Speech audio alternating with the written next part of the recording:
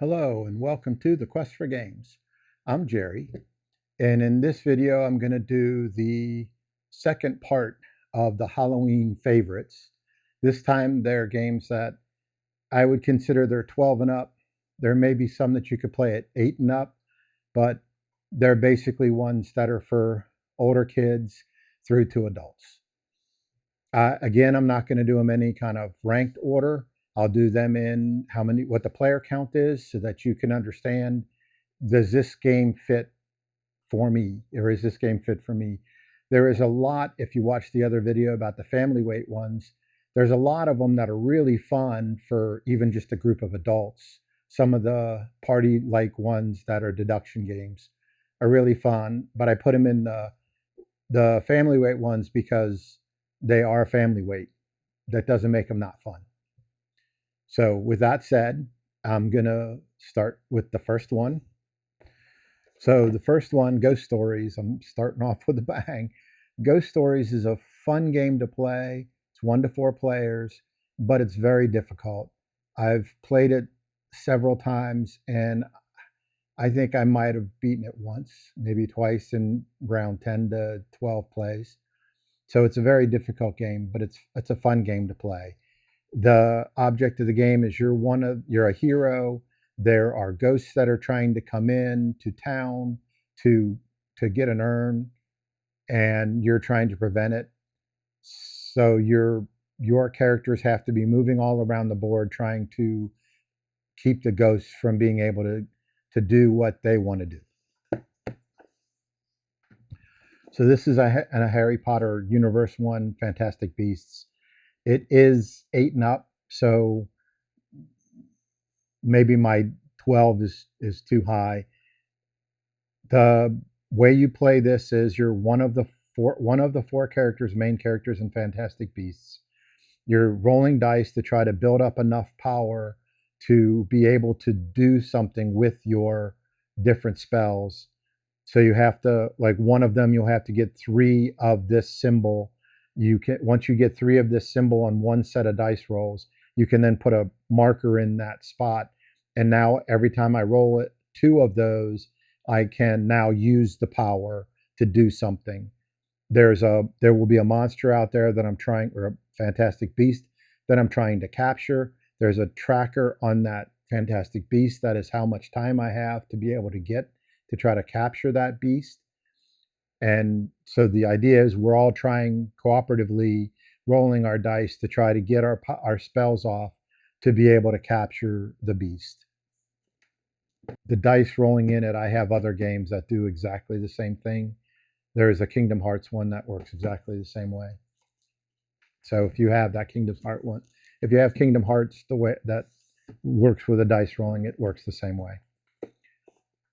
Harry Potter Battle for Hogwarts. This is a classic deck builder. You are pulling, you'll have a hand, you'll have a starting hand. Each one of the 4 main characters. If you get one of the expansions, you can get the 5 players with this, but basic game is 4 players. You'll have a set of starting hands. Those hands will allow you to buy more spells or use combat to try to take out some of the Death Eaters that are out there that you're trying to combat against. So you're battling the Death Eaters and you're trying to buy more spells to make your hand more powerful so that in the next turn you can do more. You can heal yourself too. There's cards that will allow you to heal yourself, and you have a hit point track. So if you understand what a deck builder is, this is a deck builder, but it's set in the Harry Potter universe. Arkham Horror, the card game. I think it's the first. Well, there was one Cthulhu in the other one, but this is the first Cthulhu one I have, or Lovecraftian Elder Signs kind of thing. This game is only 2 players if you buy this one box. I bought 2 of them so you can play 4 players. It's what they call a living card game, and what that means is you're given a deck of cards that you can construct with everything that's in the box, and then you'll be given a scenario and you're trying to do the scenario. So you'll have cards out in front of you that will require certain kinds of resources to be able to complete those cards. And you'll use your deck of cards from your investigator. You'll use that deck of cards to play from your hand and try to have the resources necessary to complete the tasks in front of you. Once you've completed the tasks in front of you, those cards go away and new cards will come out, and you're basically playing through a scenario. It's a living card game, in case you don't know what I mean by that. The living card games, you don't have to keep buying booster packs and all that kind of stuff. Everything you need to play is in this box. Monsters on board. I said you would see it again probably in this one if I did this video. Monsters on board is, if you play the regular game, it says on the box 14 and up. It's a lightweight to medium weight Euro, maybe closer to the medium weight side of that. The the way the game plays is you roll dice. You're going to have 4 dice in a car, and you'll be drafting those dice as you pass them around. Those dice will come in, and they're almost a worker, but not quite. You use the resources off of those dice to move monsters around to try to scare people in the town to get spook juice. You're you're also able to use the dice and put them on a track on another part of the player board where you're trying to get them to do things based on a card you got at the beginning to say this is what my goals are, that you may want to have them counting up. So 1, 2, 3, 4, 5, kind of along that row. But to be able to get the dice to actually work, you have to maneuver other things to move a paw up that line. So you're manipulating resources on the one board for your dice. You're manipulating the resources on another area of the board to move your minions around. But moving the minions around gives you resources. Pulling the dice down can give you resources. So there's a lot of resource management. There's a little bit of worker placement in it, but it's like the whole idea is you're getting spook juice, which turns into victory points from a normal game standpoint. It's a fun game. It's a Euro that I like to play around Halloween, which all these are Halloween, right? So the next one I have is Universal Monsters Horrified. Horrified has multiple different sets of monsters. This is 1 to 5. Monsters on Board was the last 1 to 4 or 2 to 4. This is a 1 to 5. The way Horrified works is you pick a certain number of monsters. 3, I think, is what they consider an easy game. Maybe 4 and 5 are the harder games. Each monster has its own set of goals that you're trying to accomplish. So for like Dracula, who's in the center, he'll have 4 coffins out on the map in different places on the map. You're trying to pick up resources of a certain color and a certain point value, 6 red for that particular one, to be able to then say, I'm in the spot, I have my 6 red, I'm going to turn the 6 red pieces in to be able to take the coffin out from this spot, destroy the coffin. That puts the coffin on Dracula's board. Once you get all 4 of those taken care of, or all 4 of the coffins off onto Dracula's board, you can then confront Dracula directly, and he will have a certain number, a certain power. I think he's like 9 red. Once you get the 9 red and you can confront Dracula, you can then eliminate Dracula, and that gets him off the board. You have to do the same thing for usually at least 3 monsters to 5 monsters, depending upon how hard of a game you want to play. You're moving your characters around, and each one of your characters have some different powers. And there's villagers out there that the monsters will try to take. It's a cooperative game. Another 2 to 5 player game, Tiny Epic Zombies. It's another I like the Tiny Epic games. So this one is you build a mall out of some cards, and the zombies will be coming in at different points of the mall. You have 3 goals at the beginning of the game that you'll be picking at random from a deck of goals.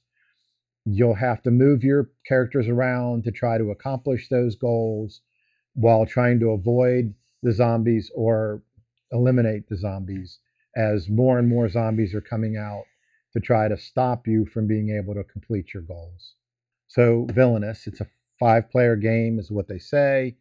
You can get expansions and play with more. What we found is having more than about 4 people play the game makes it take way too long. But you can get multiple people. We'll get multiple sets going at the same time around a table. You you'll see some people say this is a family weight game. 8-year-olds can play it, but anything much below 8, I think, is going to have some challenges with the game. Maybe 7-year-olds, but maybe I'm not giving them enough credit, but they'll have some problems with the game. The way the game plays is each villain has its own set of goals, and you are trying to, as that villain, you're trying to achieve those goals by working on a board that allows you to get resources, collect cards, play cards to achieve your goals. As an examples of some goals, King Richard is trying to gain money, so he's got cards that help him gain money. He's got spots that help him gain money. And he's one of the easier ones to play. There's also like the Queen of Hearts. She has to get different characters in the 4 spots across her board. She has to get 4 different people in the right spots on her board to be able to get her goal, to be able to have her win. So everybody around the table is trying to do the same, trying to do their thing, right? They're trying to do the goals that their villain has. There are fate cards that you can then play on somebody else's area, their kingdom or whatever, to interact with them to try to prevent them from being able to do what they're trying to do. So there's a little bit of the take that by putting fate cards on another player's board. And so there's some interaction there. Mostly people are trying to solve their puzzle and get their goal done that they need for their villainous characters. This particular one is Disney villains. I also have one that's Star Wars villains, and I have one that is Marvel villains. They all kind of play the same. The Star Wars villains added another monetary type, and the Marvel villains, I think, have added something to it too. But they all play pretty close to the same. They're very good games. I just don't know that I would say that anybody below 7 or 8 would be able to play it too well without support, right? You could play it with a pair, which is what we would do. We would pair up with one of the younger ones and play it together. Catacombs is my next 2 to 5 player game.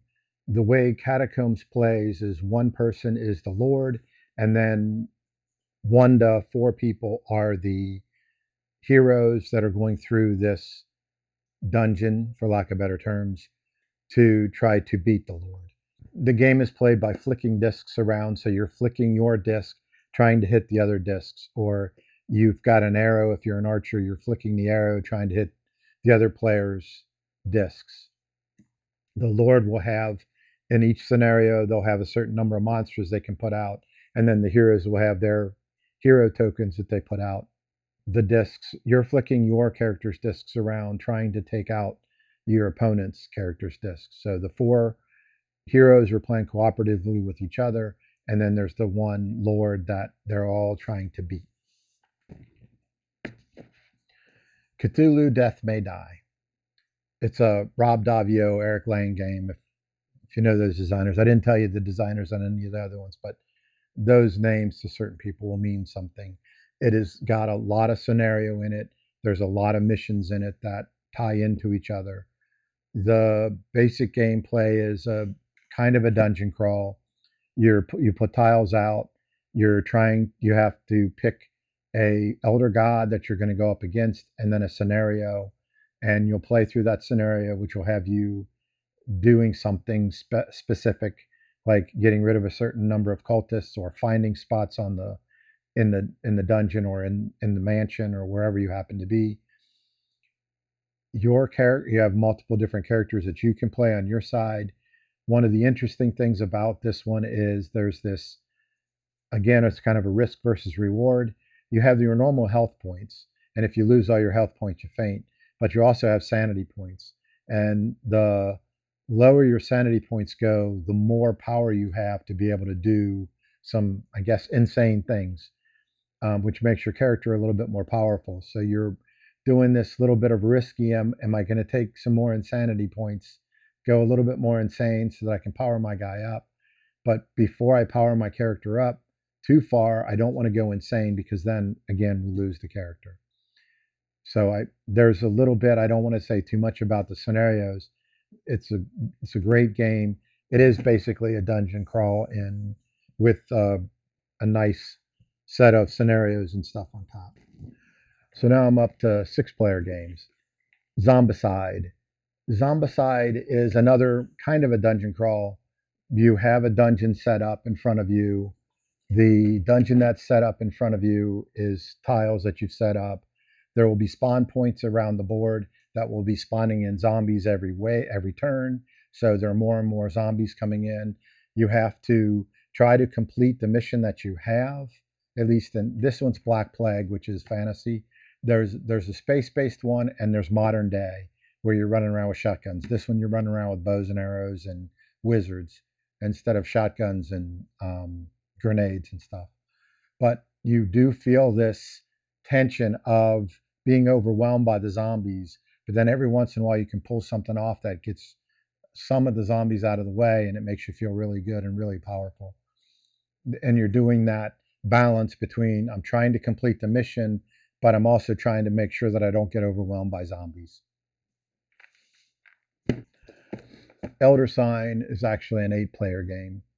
It's another of the Cthulhu, Lovecraftian Elder Sign games. This one in Elder Sign, you're a investigator. It's a 1 to 8-player game. I've played it at 8 players, and it's really makes the game really difficult. The higher the player count, the harder the game seems to be because the bad side gets to take more turns. But you have dice that are your resources, so you're rolling dice and you're trying to match the resources on these cards that you have in front of you, which are in your mission. You try to match the dice onto those cards. If you can match the dice onto those cards, you get the card. And you're also, so then when you get a card, you get resources off of the card. Some of the cards will give you elder signs. Each one of the bosses will have a certain number of elder signs you have to collect. If you can collect that number of elder signs before a certain amount of time, you prevented the elder lord from coming out. One thing that there is kind of a little different in this game is that each one of those cards, each one of the rooms or the areas that you've collected, they have a trophy score on them. At the end of the game, if you've actually beaten the elder god, you can total up your trophy scores that you have on all your little room cards and say who's won based on how many trophy cards you've gotten. The trophies will be turned in to give you power give you boosts during the game, so that's what the trophies are there for. But you can also play at a little bit of a who did better than who by saying I got more trophies than you. The last one I have, which you probably now can't see me, which is probably a good thing. Last one I have is Mysterium. It's a 2 to 7 player game, so I did these two in the reverse order. The way Mysterium plays is if you've ever played Dixit, it's kind of Dixit with a kind of a mission. One person is the ghost of someone who was murdered, and the rest of the people are investigators trying to figure out who did it. And you give them clues by putting cards out or having cards out there, and the ghost has to kind of describe something about the cards in a few words, and everybody's got to look at the cards and try to figure out which card are they talking about so that they can then get a clue as to who had done it. And there's several decks, several layers of these cards that you're going to have out trying to guess different things to try to ultimately solve the puzzle of who did it. Some of the intrigue of the game is you kind of have to understand the person you're playing with, whoever's playing the ghost. You have to understand how they think, because looking at some of the cards and thinking about what they describe, a lot of times you'll look at that and go, I don't understand how the heck you got that out of that card. And that makes things kind of comical. Sometimes people are clicking. So here is the rest of the collection that I have, or the games that I like to play. Actually, if you've made it this long with me, I appreciate your time. I appreciate the attention. If you could hit the like and subscribe button, I would appreciate that too. And thank you again, and I'll see you next time. Bye.